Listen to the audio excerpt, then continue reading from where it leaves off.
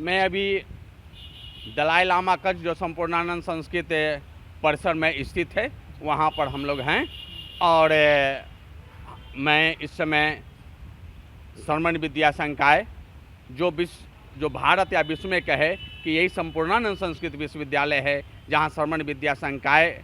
नाम से स्थापित है एक संकाय, इसका मैं संकायाध्यक्ष हूँ तथा संप्रति पाली एवं बौद्ध दर्शन विभाग अध्यक्ष भी हूँ। मैं प्रोफेसर रमेश प्रसाद जी। गुरुजी, क्या वजह था कि दलाई लामा ने धर्मशाला को चुना था? धर्मशाला को चुनने का सबसे बड़ा कारण यह है कि ये वातावरण जो है एक तो उनके अनुकूल था जो वातावरण चाहिए, दूसरा कि बौद्ध धर्म जो है जो हिमाचल के जो आपका सीमांत प्रदेशीय क्षेत्र है वह जो है तिब्बती बौद्ध धर्म से वह प्रभावित है, वहाँ के लोग तिब्बती जानते भी हैं, इसलिए उन्होंने जो है उनकी संस्कृति के अनुकूल लगा, इसलिए उन्होंने धर्मशाला का चयन किया। कहा जाता है कि 1959 में वह तिब्बत छोड़कर भारत यानी भारत के धर्मशाला आ गए थे। क्या वजह थी, क्या प्रमुख कारण था? उसका कारण यह है कि जब चीन जो है वह आक्रमण किया और तिब्बत को अपने में समाहित कर लिया और ये जो 14वें जो दलाई लामा है तेंजिन ग्यात्सो जी, वे आध्यात्मिक तिब्बती के आध्यात्मिक गुरु थे, तो अब वो अपनी संस्कृति को तो मरने देंगे नहीं, तो अपनी संस्कृति को जीवित रखने के लिए उन्होंने जो वैसे स्थान की ओर पलायन करने का मन बनाया जो उनकी संस्कृति को बचा करके रख सके और उसके लिए उन्होंने भारत बहुत परिश्रम के साथ उन्होंने ब्रह्मपुत्र नदी को पार किया और बहुत मुश्किलों को पार करते उन्होंने भारत पहुंचा और उन्होंने धर्मशाला में अपना आश्रय लिया। आज इसके लिए जवाहरलाल नेहरू ने जो उस समय तत्कालीन जो प्रधानमंत्री थे उन्होंने बहुत सहयोग किया। अच्छा, क्या यही वजह हो सकती है 14वें दलाई लामा के खोज को लेकर या पूरा अन्य वजह है? क्या ये ऐसी ही कुछ प्रमुख परिस्थितियाँ थी? एक खोज अब 14वें तो दलाई लामा ग्यात्सो जी ही हैं, तेंजिन ग्यात्सो जी, तो इनके जो खोज जो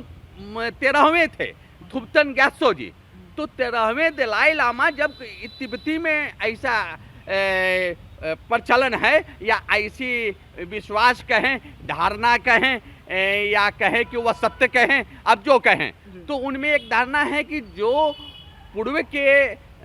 दलाई लामा शरीर त्याग करते हैं तो त्याग करने के पहले वह कुछ स्थान बतलाते हैं, वह इंगित करते हैं कि हम पूरब की तरफ वह अगला दलाई लामा जन्म है, यानी हमारा जो पुनर्जन्म होगा, हमारा जो इनकारनेशन होगा किस दिशा में होगा, तो एक तो वो दिशा बताते हैं और दूसरा वो कुछ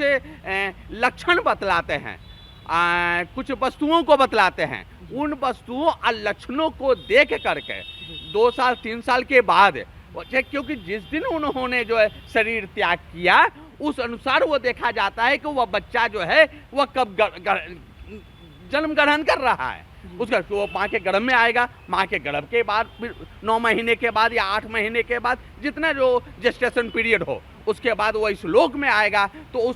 उस अनुसार समय को देखते हुए उस दिशा में बच्चे को ले जाते हैं, बच्चे को ले जाकर वो देखा जाता है, वह संकेत वह लक्षणों से अगर वह युक्त होता है तब तो उसे जो है दलाई लामा के रूप में उसे घोषणा की जाती है। और ये ऐसा नहीं है कि किसी एक बच्चा, कई जगह पर कई बार उसका जो है परीक्षण किया जाता है, उस परीक्षण में जब वह सफल होता है तब उसे दलाई लामा के रूप में वह स्वीकार किया जाता है। एक अंतिम सवाल गुरुजी, एक विषय काफ़ी चर्चा में आज भी रहता है कि दलाई लामा के साथ उस रात क्या हुआ था जब वो तिब्बत से भारत आए थे?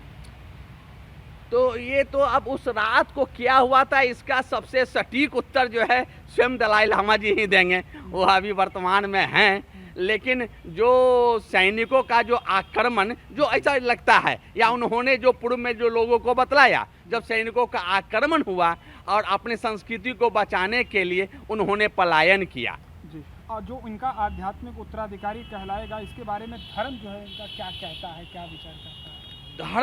धर्म तो वही तिब्बती बौद्ध धर्म है, जो महायान बौद्ध धर्म जिसको कहते हैं उसी से वह हैं, और ये अहिंसा जो है, सत्य अहिंसा शील सदाचार, इसके ये पुजारी हैं। जो भी दलाई लामा रहे हैं, यही बौद्ध धर्म का परम लक्ष्य भी है कि भाई सर्वे जो सब भवन्तु सुखिनः सर्वे सन्तु निरामया सर्वे भद्राणि पश्यन्तु माँ कश्चित् दुःख भाग् भवेत्। यही जो है इनकी भी यही धारणा है और इसी के कारण इन्होंने सत्य और शांति का अपनाया, इसलिए इनको जो है शांति का नोबेल पुरस्कार भी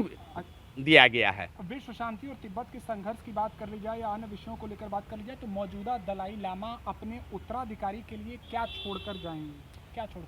अब देखिए, अब जिस समय यह शरीर त्याग करेंगे, ये अभी कुछ नहीं कहा जा सकता। जिस समय शरीर त्याग करेंगे तो उस समय त्याग करने के पहले एक तो वो दिशा बताएंगे कि इस दिशा में हमारा जो है पुनर्जन्म होगा, यानी उस दिशा में जाकर खोजना। कुछ संकेत बताएंगे कि भाई ये इन वस्तुओं का जो है वह उस बच्चे को देखना, इन वस्तुओं के प्रति उसकी जो है आसक्ति होगी, राग होगा, उस तरफ वो उसका झुकाव होगा। तो ये संकेत वो उस समय बताएंगे, आज वो नहीं बता पाएंगे, क्योंकि मृत्यु के क्षण में जो मृत्यु का जो क्षण होता है ना, जिसको चित्त क्षण कहते हैं, वही अगला जन्म ग्रहण करता है। तो वो उस समय की बात आएगी।